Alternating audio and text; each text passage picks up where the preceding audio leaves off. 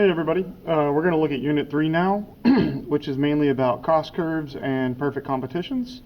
Again, perfect competitions are businesses that sell identical products. They're all in the same market together. Think gas stations or fruit vendors, they're all selling identical products. Don't really have a lot of control over their prices. The first thing I want to look at is marginal product. This is something we struggled with a little bit on the midterm.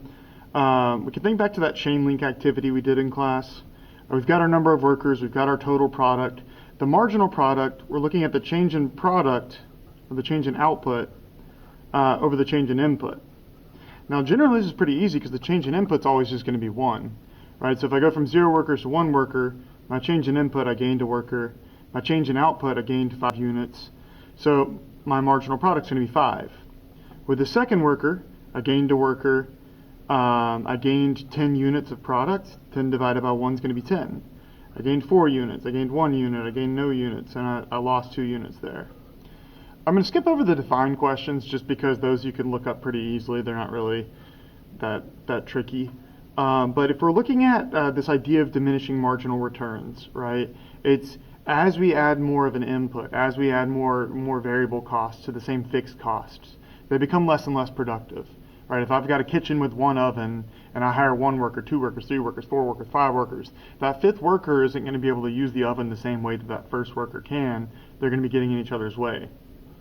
So if we're looking at this idea of diminishing marginal returns, we're going to see that at worker number 3, right? Because the first worker and the second worker are each better off than the ones before them, but that third worker, our marginal productivity starts to decline. That third worker is only making me 4 more units, so the total product's still going up, but they're making less than the one before that. If we're looking at these 3 stages of returns, right, we can graph this out. With 0 workers, we made 0 product. With 1 worker, we made 5 units. So 1 worker made 5 units. 2 workers, we made 15. With 3 workers, we made 19. With 4 workers, we made 20. With 5 workers, we made 20. And then with 6 workers, we made 18. So what we see are these different stages of returns. We see our increasing marginal returns, where each additional unit is making us better off. We see our diminishing marginal returns, where it's still increasing, but just at a slower rate. And then eventually we get to our negative returns, where that total product is going down. If we're looking at these different stages, because 4 is asking us to identify the different stages, right, for 1 and 2, we see our increasing marginal returns. Right, 1 worker is making me 5 more units. The second worker is even better. That third worker, they're still making me more, but not quite as much as the second worker. And then where we start to see that last stage, our negative returns, would be at 6 workers. Right, at 6 workers, that's where we start to see. I'll just put it right here so we can look at the difference. That 6 worker we start to see is less productive than the one before it, right? They are not less productive. They're losing product, right? That 6 workers is producing less. The total product's going down. I'll skip over this next part right here because again, you can just look up the definitions. That's not anything complicated. If we're looking at these different curves here, right? Let's start out with our marginal cost curve. It's always going to look like this Nike swoosh because of those stages of returns, right? Our marginal cost is just the opposite of the total product, right? That as we add more inputs, it gets easier and easier to make something, right? Think about that chain link activity, going from 0 workers to 1 worker, 1 worker to 2 workers. You could specialize, you got better at things. It gets cheaper to produce. We're measuring costs here and we're measuring product up here. But these are just the same graphs mirrored from each other. So our marginal cost goes down as we produce, and then eventually it starts to go back up. Our marginal cost goes higher and higher. So we see the diminishing marginal, or the increasing marginal returns, and then diminishing marginal returns. If we're looking at our average total cost, it's going to look something like this right here. The marginal cost is just looking at the cost of the next unit, right? If I go from 1 workers to, or 1 unit, 2 units, 3 units, 4 units. So it's just looking at the cost of that next unit. The average total cost is looking at the average of all of the units. So this marginal cost curve is always going to cross at the lowest point of this average total cost. Same thing with we're talking about with your grades. If you have an 80 in my class and you get an 85 on the test, well, that's going to bring up the average. If you get a 90, that's going to bring up the average. But if you get a 40, that's going to bring down the average. So that marginal cost curve is always going to cross at the lowest point. And then finally, if we look at the average variable cost curve, it's going to look something like this right here. Our average variable cost, when we're looking at the average total cost, let's remember that we're looking at both the average fixed and the average variable cost. The fixed costs are going to stay the same, right? That's your electricity, your water, your rent. But that average fixed cost will go down, right? That if I buy a $5,000 oven and I make one pizza, the average fixed cost would be $5,000. But if I make 5,000 pizzas, the average fixed cost would just be $1.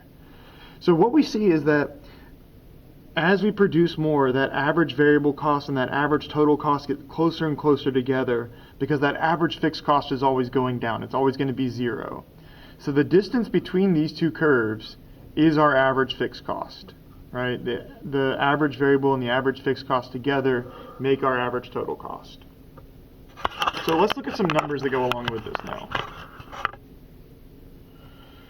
What is the equation for the average total cost? We're just looking at the total cost divided by the output. I'm going to put quantity. The average variable cost, we're looking at the variable cost divided by the quantity. The fixed cost, or the average fixed cost, the fixed cost divided by the quantity. So let's do some of these numbers out here. We've got our total cost, we've got our variable cost. It doesn't give us our fixed cost, but we can write it down. You know, if our total cost is 10 and our variable cost is 0, well, our total cost is our fixed plus our variable. So if our variable cost is 0 and our total cost is 10, then our fixed cost has to be 10 as well. And that means it's going to be 10 no matter how much we produce. Whether we produce nothing, 1 unit, 2 units, 3 units, 4 units. So our fixed cost all the way down is going to be 10. All right, now if for producing 1 unit the variable cost is $20, and we know that our fixed cost is still $10, well then our total cost is going to have to be $30. If we're looking at our average variable cost, like we looked at over here, we'll take that variable cost and divide it by the output. The variable cost is 20, I made 1 unit, so the average variable cost would be $20. Fixed cost we know is $10. Average fixed cost, we're just dividing it by the quantity. 10 divided by 1, $10. And what we'll see here with the average total cost, we're taking the total cost, dividing it by the output. So 30 divided by 1 would be 30.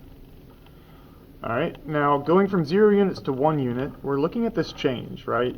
0 units, the total cost was $10. With 1 unit, the total cost is $30.